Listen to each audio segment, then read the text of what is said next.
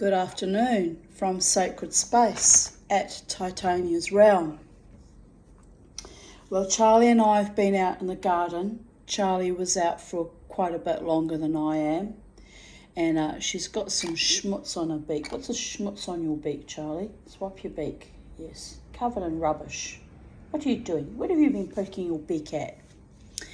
And I've been out in the garden, and I was cleaning my fish pond filter and topping up the pond, and I had a voice call out to me, and it was my friend that I know from years of dancing at the Treasury Casino, Jojo. So she called out. She wasn't allowed to come in my yard because she was in work uniform and on duty, and she was wearing all this tradesman's kind of gear. I was quite shocked because I thought she still worked in the jewellery shop.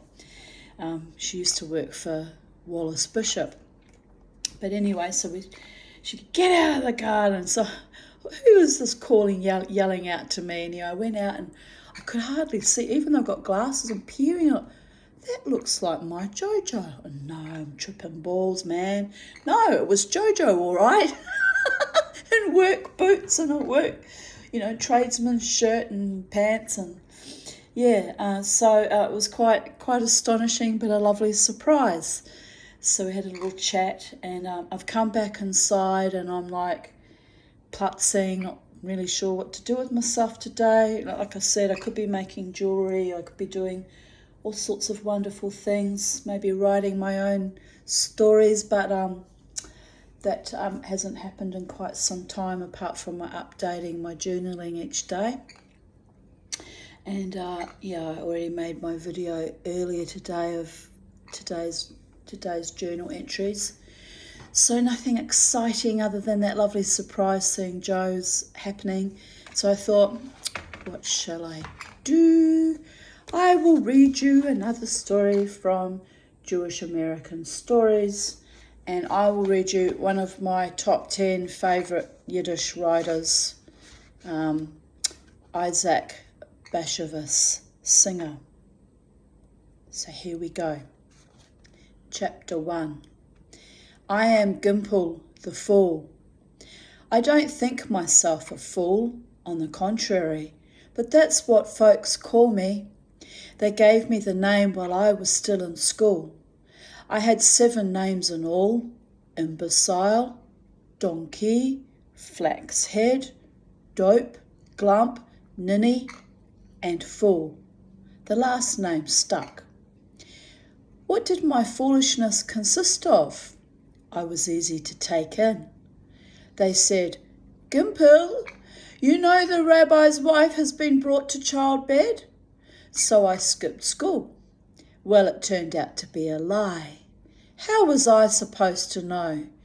She hadn't had a big belly, but I never looked at her belly. Was that really so foolish? The gang laughed and hee-hawed and stomped and danced and chanted a good-night prayer. And instead of the raisins they give when a woman's lying in, they stuffed my hand full of goat turds. I was no weakling. If I slapped someone, he'd see all the way to Krakow. But I'm really not a slugger by nature. I think to myself, let it pass, so they take advantage of me. I was coming home from school and heard a dog barking. I'm not afraid of dogs, but of course I never want to start up with them. One of them may be mad, and if he bites, there's not a Tartar in the world who can help you. So I made tracks. Then I looked around and saw the whole marketplace, wild with laughter. It was no dog at all, but Wolf Leip, the thief. How was I supposed to know it was he? It sounded like a howling bitch. When the pranksters and leg pullers found that I was easy to fool, every one of them tried his luck with me. Sounds a bit like my love life, doesn't it? Oh, happy Valentine's, Tanya. I love you. Poor bitch. Anyway, you got to laugh. Sometimes you have to laugh at your own misfortunes. Yeah, every one of them tried his luck with me. Gimpel, the Tsar is coming to Frampol. Gimpel, the moon fell down in Turbine. Gimpel, little Hoddle Furpiece found a treasure behind the bathhouse. And I, like a golem, believed them, believed everyone. In the first place, everything is possible as it is written in the wisdom of the fathers. I've forgotten just how. Second, I had to believe when the whole town came down on me. If I ever dared to say, you're kidding, there was trouble. People got angry. What do you mean you want to call everyone a liar? What was I to do? I believed them, and I hope at least that did some good. I was an orphan. My grandfather, who brought me up, was already bent towards the grave. So they turned me over to a baker, and what a time they gave me there. Every woman or girl who came to bake a pan of cookies or dry a batch of noodles had to fool me at least once. Gimpel, there's a fair in heaven. Gimpel, the rabbi gave birth to a calf in the 7th month. Gimpel, a cow flew over the roof and laid brass eggs. A student from the yeshiva came once to buy a roll, and he said, "You, Gimpel, while you stand here scraping with your baker's shovel, the Messiah has come. The dead have arisen." "What do you mean?" I said. "I heard no one blowing the ram's horn." He said, "Are you deaf?" And all began to cry, "We heard it! We heard it!" Then in came Raitza, the candle dipper, and called out in her hoarse voice, "Gimpel, your father and mother have stood up from the grave. They're looking for you."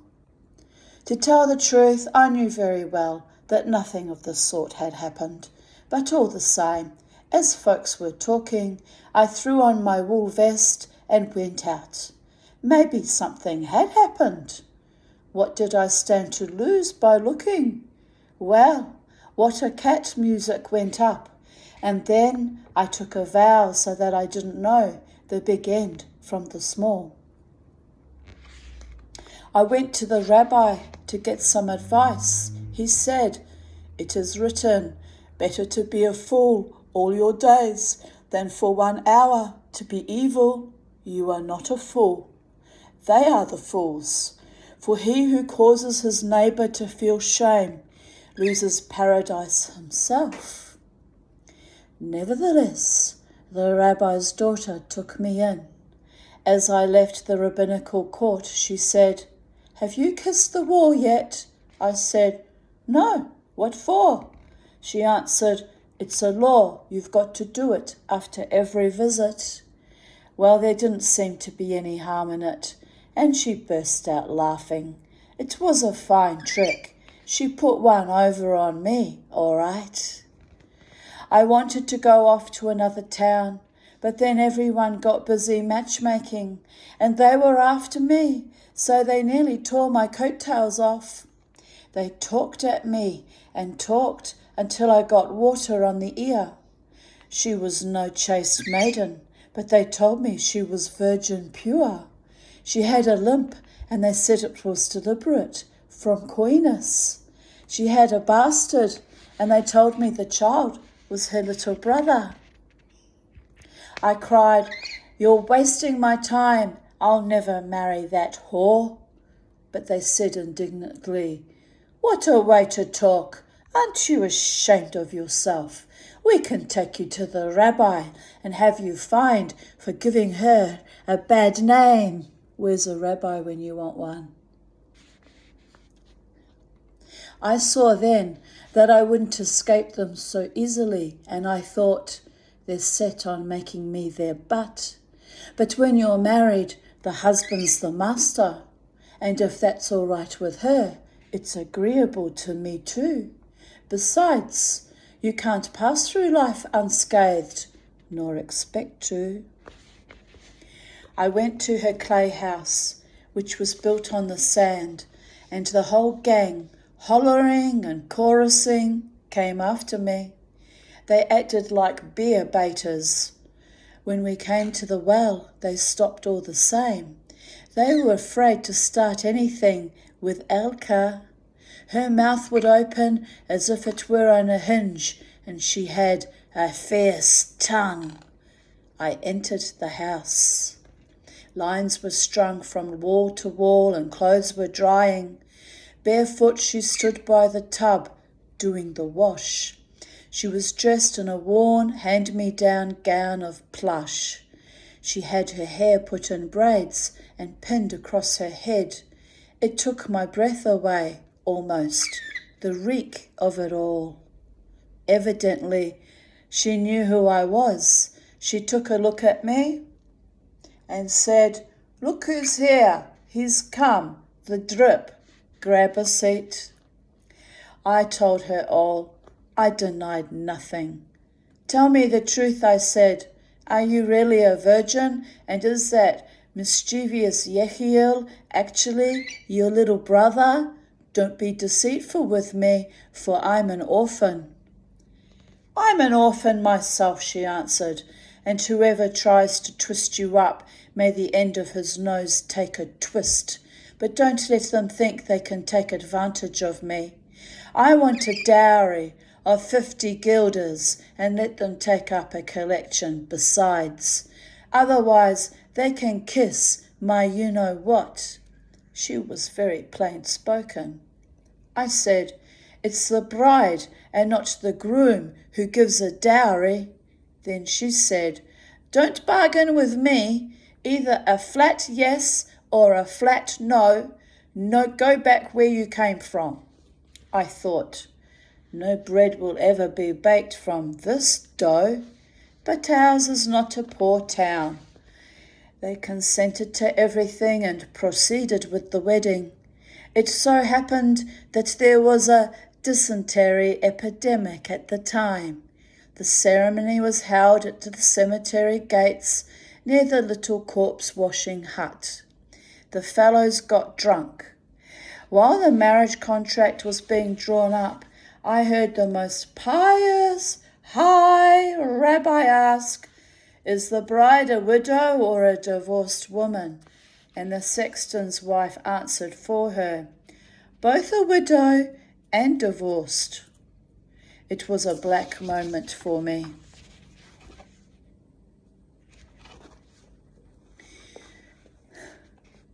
But what was I to do, running away from under the marriage canopy, the chuppah? There was singing and dancing. An old granny danced opposite me, hugging a braided white challah. The master of revels made a God a mercy in memory of the bride's parents. The schoolboys threw burrs as on Tisha B'Av fast day. There were a lot of gifts after the sermon: a noodle board, a kneading trough, a bucket, brooms, ladles, household articles galore. Then I took a look and saw 2 strapping young men carrying a crib. "What do we need this for?" I asked. So they said, "Don't rack your brains about it. It's all right. It'll come in handy." I realized I was going to be rooked. Take it another way, though. What did I stand to lose? I reflected. I'll see what comes of it. A whole town can't go altogether crazy. Chapter 2.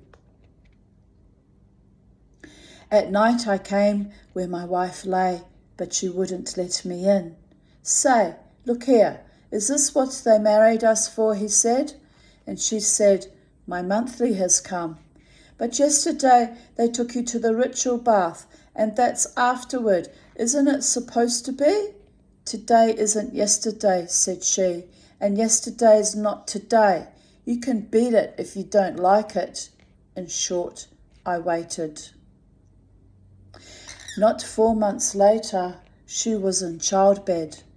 The townsfolk hid their laughter with their knuckles, but what could I do? She suffered intolerable pains and clawed at the walls. "Gimpel," she cried, "I'm going. Forgive me." The house filled with women. They were boiling pans of water. The screams rose to the welkin.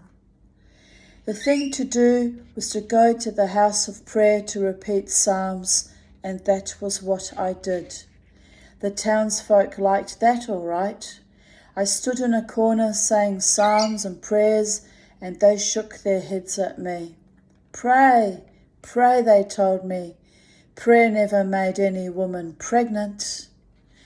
One of the congregation put a straw to my mouth and said, "Hey, for the cows."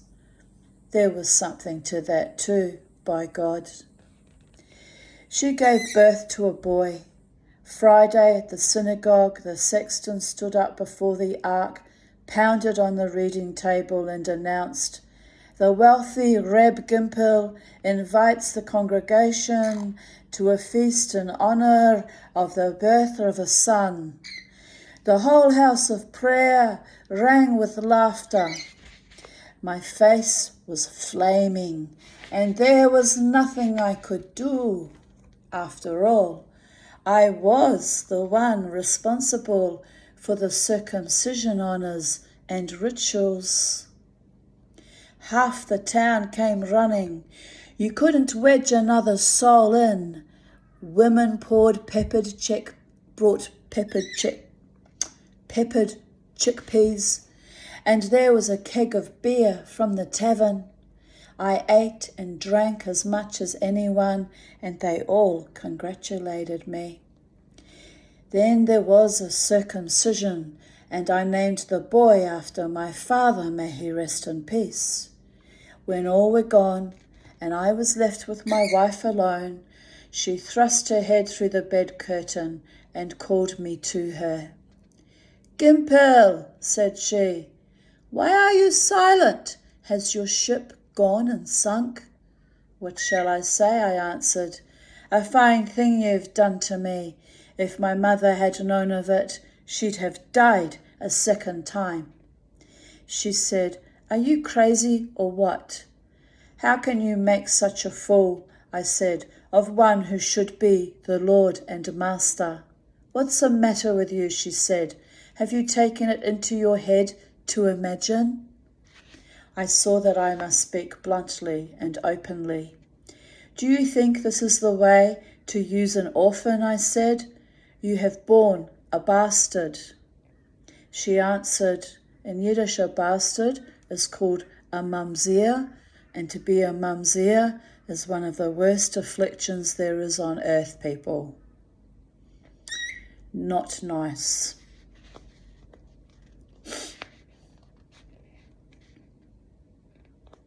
She answered, "Drive this foolishness out of your head. The child is yours." "How can he be mine?" I argued. "He was born 17 weeks after the wedding." She told me then that he was premature. I said, "Isn't he a little too premature?" She said she had had a grandmother who carried just as short a time, and she resembled this grandmother of hers as one drop of water does another. She swore to it with such oaths that you would have believed a peasant at the fair if he had used them. To tell the plain truth, I didn't believe her, but when I talked it over next day with the schoolmaster, he told me that the very same thing had happened to Adam and Eve. 2 they went up to bed, and 4 they descended. There isn't a woman in the world who is not the granddaughter of Eve. I am actually the granddaughter of Eva, who also beget a mamzer. Just saying. Well, it was an arrangement, wasn't it? My grandfather had been gassed with mustard gas in the trenches and therefore was infertile. So the beget my mamzer mother via their landlord and friend, Hunts Petula, the witch. And so stands my family curse forevermore. Charlie comes from a species of birdies that are polyamorous, but she, like her mama, is a celibate asexual, aren't you? You chase away all the wild birdie boys. Smart birdie. No mum's a ream for her either. Never made me a grandmother either. Useless you are, my sweet, my adored one. But she lays eggs. She has laid eggs. That's how I found out she's a girl.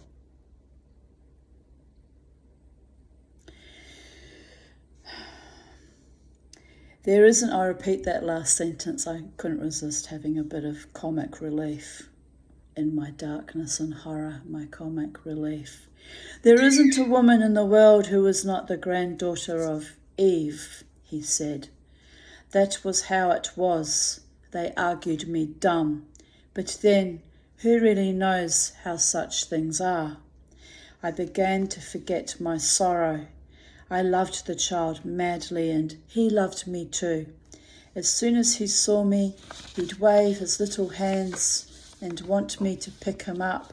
And when he was colicky, I was the only one who could pacify him. I bought him a little bone teething ring and a little gilded cap.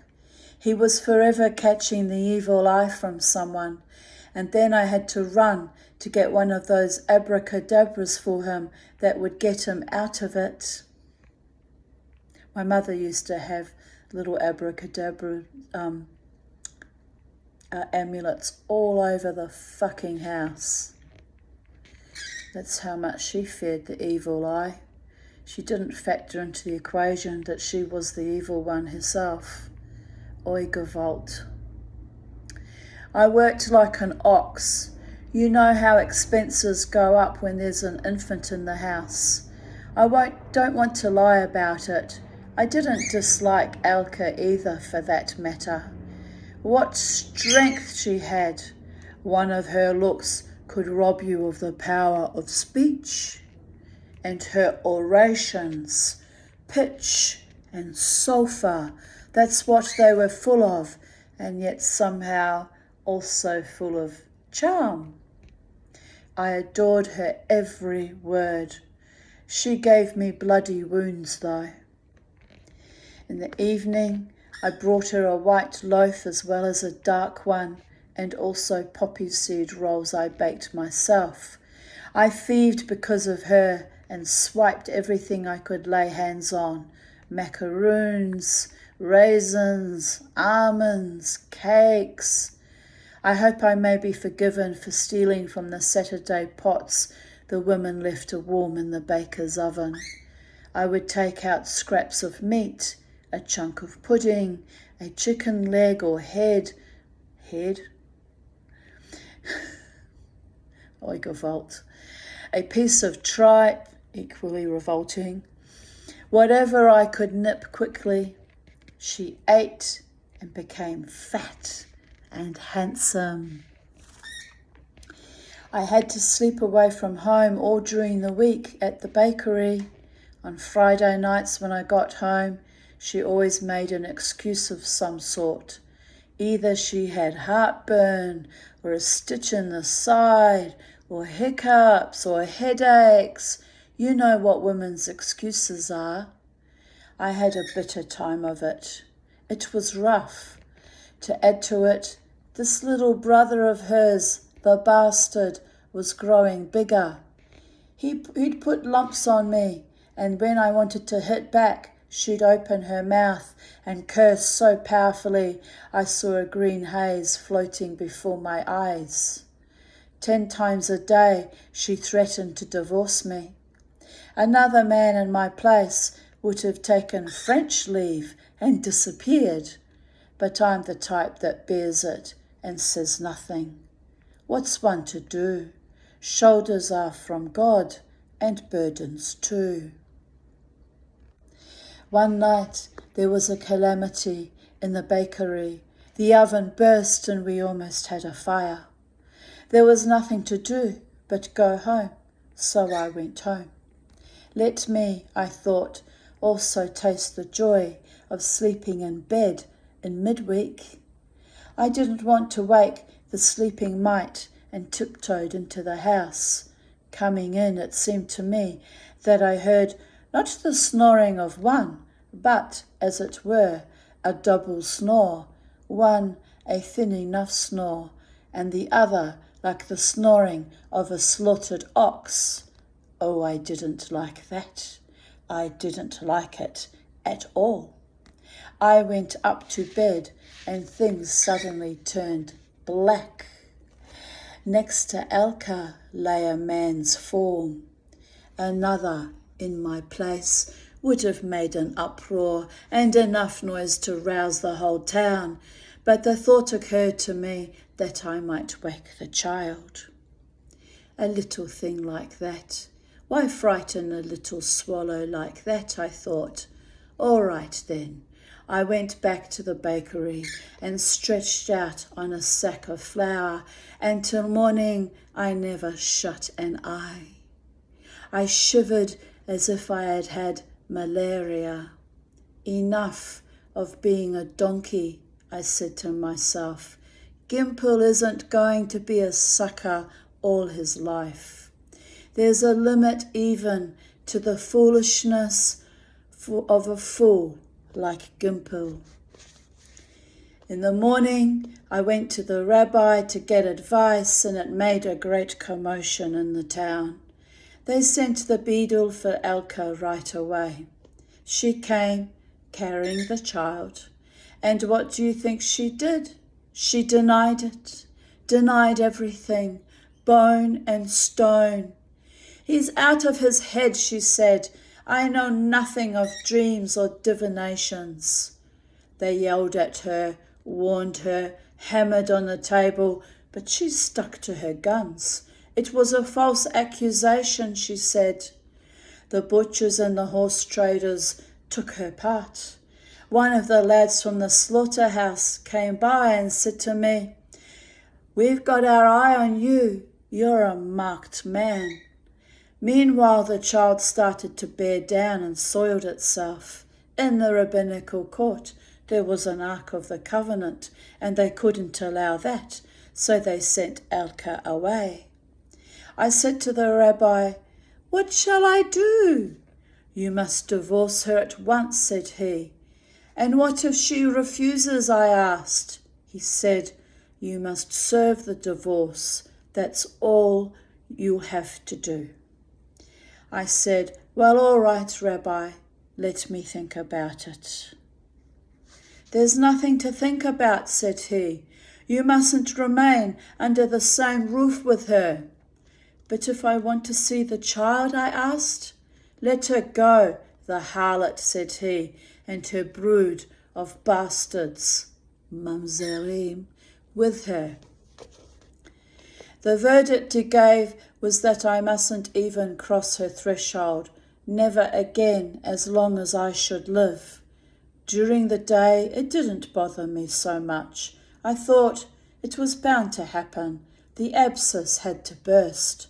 But at night, when I stretched out upon the sacks, I felt it all very bitterly. A longing took me for her and for her child. I wanted to be angry, but that's my misfortune exactly. I don't have it in me to be really angry. In the first place, this was how my thoughts went, and there's bound to be a slip sometimes. You can't live without errors. Probably that lad who was with her led her on and gave her presents and what not, and women are often long on hair and short on sense, and so he got around her, and then, since she denies it so, maybe I was only seeing things. Hallucinations do happen. You see a figure or a mannequin or something, and when you come up closer, it's nothing. There's not a thing there. And if that's so, I'm doing her an injustice. And when I got so far in my thoughts, I started to weep. I sobbed so that I wet the floor where I lay. In the morning, I went to the rabbi and told him that I had made a mistake. The rabbi wrote on his quill, and he said that if that were so, he would have to reconsider the whole case. Until he had finished, I wasn't to go near my wife, but I might send her bread and money by messenger. Chapter 3. 9 months passed before all the rabbis could come to an agreement. Letters went back and forth. I hadn't realized that there could be so much erudition about a matter like this. Meantime, Elka gave birth to still another child, a girl this time. On the Sabbath, the Shabbat, I went to the synagogue, shul, and invoked a blessing on her. They called me up to the Torah, and I named the child for my mother-in-law, may she rest in peace. The louts and loudmouths of the town who came into the bakery gave me a going over. All Frampol refreshed its spirits because of my trouble and grief. However, I resolved that I would always believe what I was told. What's the good of not believing? Today it's your wife you don't believe. Tomorrow it's God himself you won't take stock in. By an apprentice who was her neighbour, I sent her daily a corn or a wheat leaf or a piece of pastry, rolls or bagels, or when I got the chance, a slab of pudding, a slice of honey cake, or wedding strudel, whatever came my way. The apprentice was a good-hearted lad, and more than once he added something on his own. He had formerly annoyed me a lot, plucking my nose and digging me in the ribs, but when he started to be a visitor to my house, he became kind and friendly. "Hey you, Gimpel," he said to me, "you have a very decent little wife and 2 fine kids. You don't deserve them." "But the things people say about her," I said. "Well, they have long tongues," he said, "and nothing to do with them but babble. Ignore it as you ignore the cold of the last winter." One day the rabbi sent for me and said, "Are you certain, Gimpel, that you were wrong about your wife?" I said, "I'm certain." "Why, but look here, you yourself saw it." "It must have been a shadow," I said. "The shadow of what?" "Just of one of the beams, I think." "You can go home then. You owe thanks to the Yanovo rabbi. He found an obscure reference in Maimonides that favoured you." I seized the rabbi's hand and kissed it. I wanted to run home immediately. It's no small thing to be separated for so long a time from wife and child. Then I reflected, I'd better go back to work now and go home in the evening. I said nothing to anyone, although, as far as my heart was concerned, it was like one of the holy days. The women teased and twitted me as they did every day, but my thought was, go on with your loose talk. The truth is out like the oil upon the water. Maimonides says it's right, and therefore it is right. At night, when I had covered the dough to let it rise, I took my share of bread and a little sack of flour and started homeward. The moon was full and the stars were glistening, something to terrify the soul. I hurried onward, and before me darted a long shadow. It was winter, and a fresh snow had fallen. I had a mind to sing, but it was growing late, and I didn't want to wake the householders.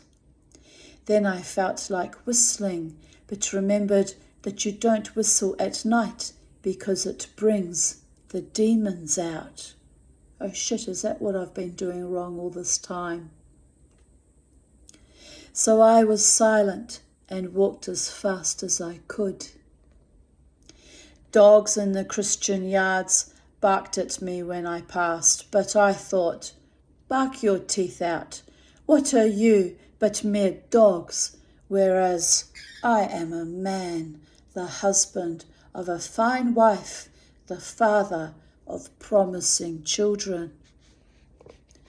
As I approached the house, my heart started to pound as though it were the heart of a criminal. I felt no fear, but my heart went thump, thump. Well, no drawing back. I quietly lifted the latch and went in. Alka was asleep. I looked at the infant's cradle. The shutter was closed, but the moon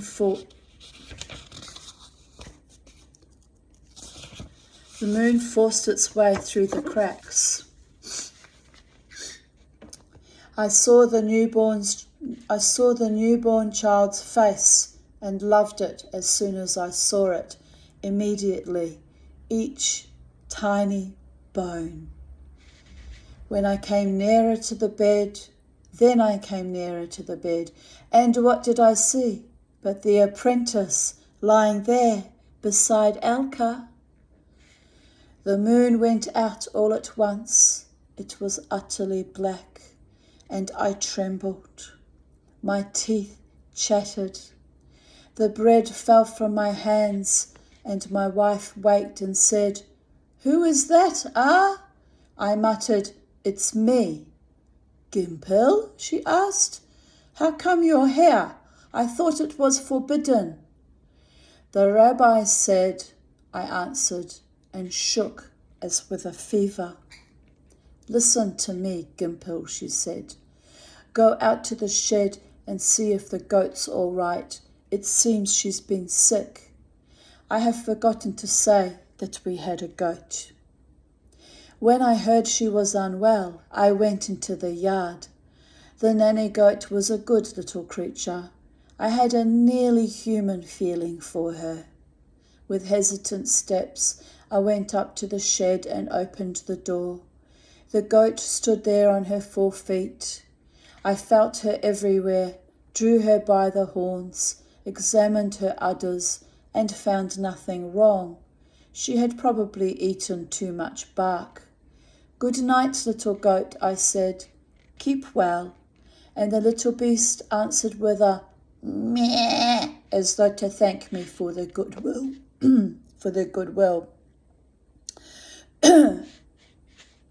I went back.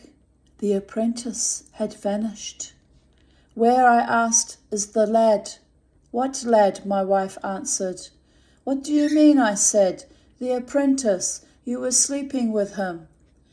"The things I have dreamed this night and the night before," she said, "may they come true and lay you low, body and soul.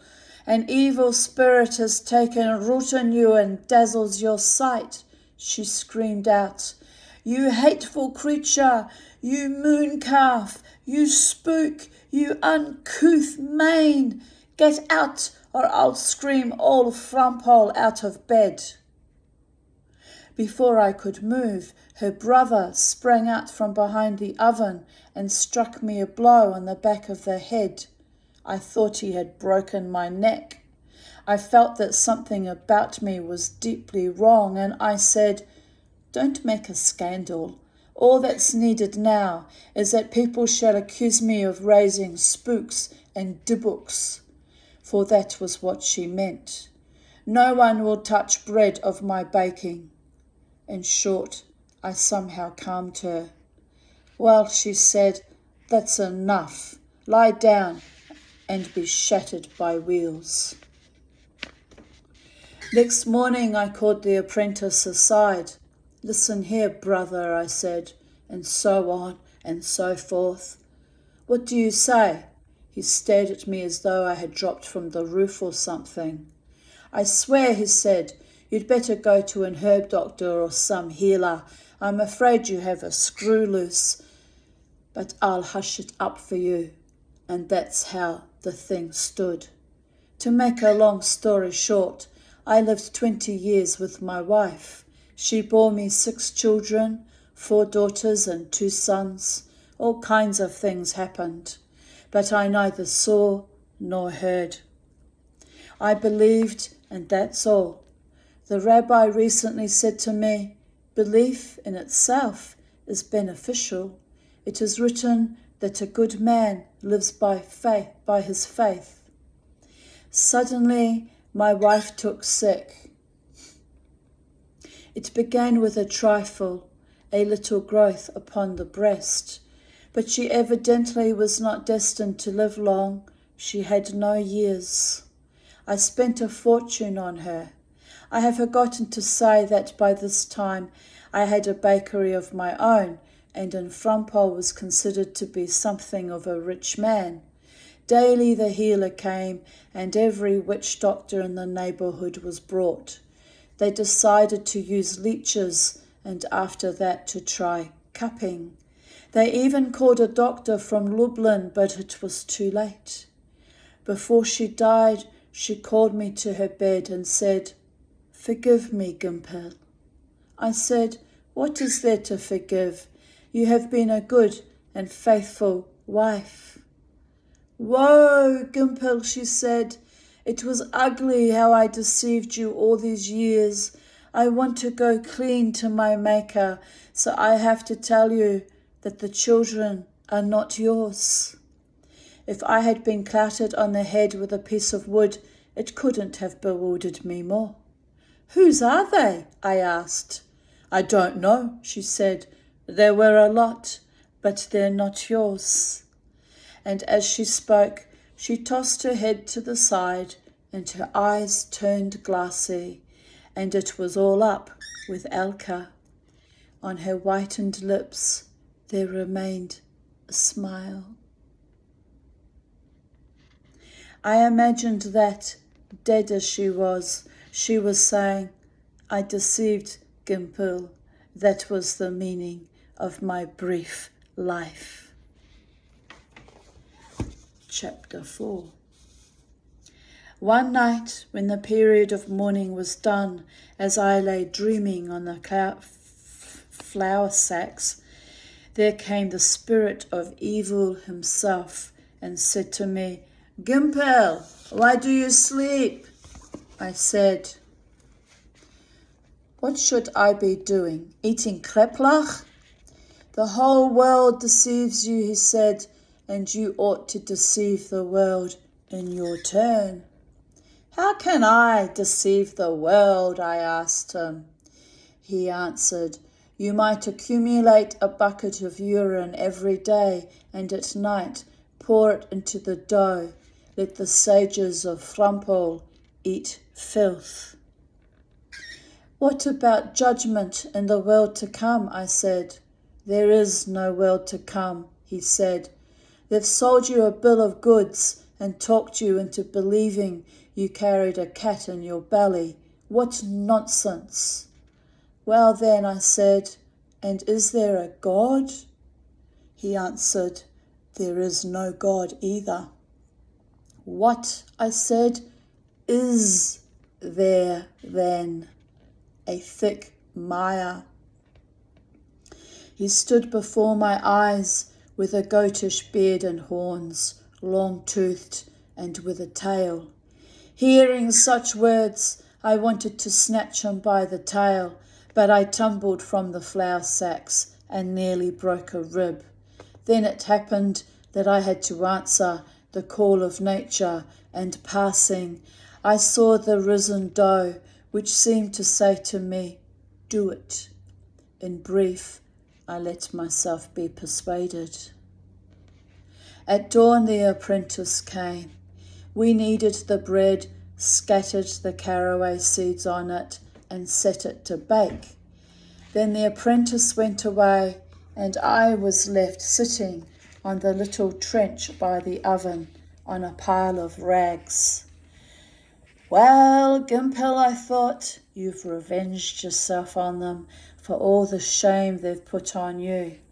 Outside, the frost glittered, but it was warm beside the oven. The flames heated my face.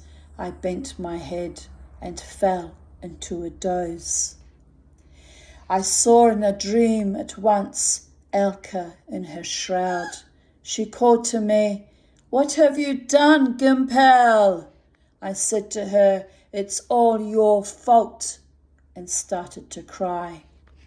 "You fool," she said, "you fool, because I was false. Is everything false too? I never deceived anyone but myself. I'm paying for it all, Gimpel. They spare you nothing here." I looked at her face. It was black. I was startled and waked and remained sitting dumb. I sensed that everything hung in the balance. A false step now, and I'd lose eternal life. But God gave me his help.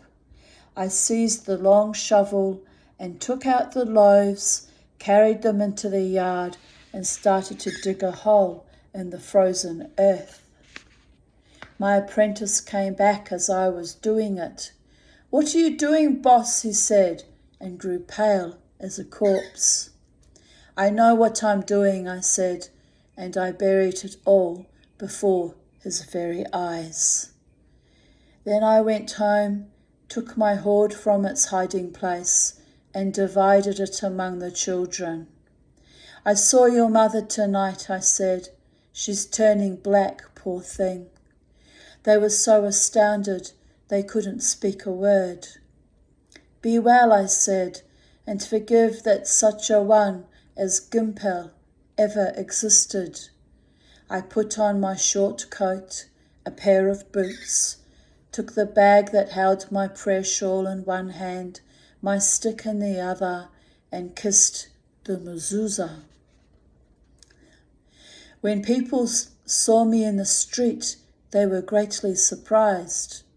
"Where are you going?" they said. I answered, "Into the world." And so I departed from Flampol.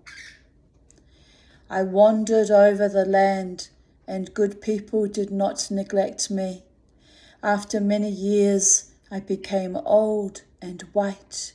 I heard a great deal, many lies and falsehoods, but the longer I lived, the more I understood that there were really no lies. Whatever doesn't really happen is dreamed at night. It happens to one if it doesn't happen to another, tomorrow if not today, or a century hence if not next year. What difference can it make? Often I heard tales of which I said, "Now this is a thing that cannot happen." But before a year had elapsed, I heard that it actually had come to pass somewhere, like my truly loving partner claiming me for his own and being a decent, honouring lover man to me and me only, right? That's a joke, people, but a little bit of spell work thrown in just in case I can manifest it. Ha ha! Tanya the fool. Going from place to place, eating at strange tables, it often happens that I spin yarns, improbable things that could never have happened. Well, Charlie performed an improbable thing when I thought she was a boy and she laid her eggs. About devils, she's going to shit. I knew it. The minute I said that, I thought she's going to shit and it's going to be bad, and here it is.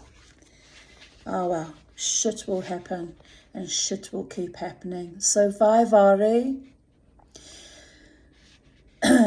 let me repeat.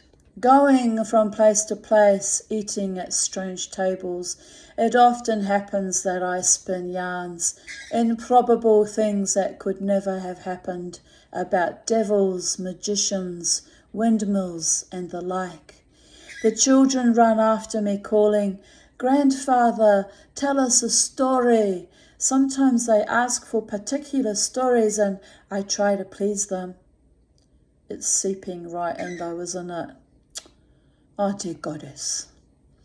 A fat young boy once said to me, "Grandfather, it's the same story you told us before." The little rogue, he was right. So it is with dreams too. It is many years since I left Frumpole, but as soon as I shut my eyes, I am there again. And whom do you think I see? Elka. She is standing by the washtub as at our first encounter, but her face is shining and her eyes are as radiant as the eyes of a saint, and she speaks outlandish words to me, strange things. When I wake, I have forgotten it all, but while the dream lasts, I am comforted. She answers all my queries, and what comes out is that all is right. I weep and implore, "Let me be with you," and she consoles me and tells me to be patient. The time is nearer than it is far. Sometimes she strokes and kisses me and weeps upon my face. When I awaken, I feel her lips and taste the salt of her tears. No doubt the world is entirely an imaginary world, but it is only once removed from the true world. At the door of the hovel where I lie, there stands the plank on which the dead are taken away. The grave digger Jew has his spade ready. The grave waits and the worms are hungry. The shrouds are prepared. I carry them in my beggar's sack. Another schnorrer is waiting to inherit my bed of straw. When the time comes, I will go joyfully. Whatever may be there, it will be real, without complication, without ridicule, without deception. God be praised. There, even Gimpel cannot be deceived. The end. And on that wonderful, salubrious note, I bid you adieu.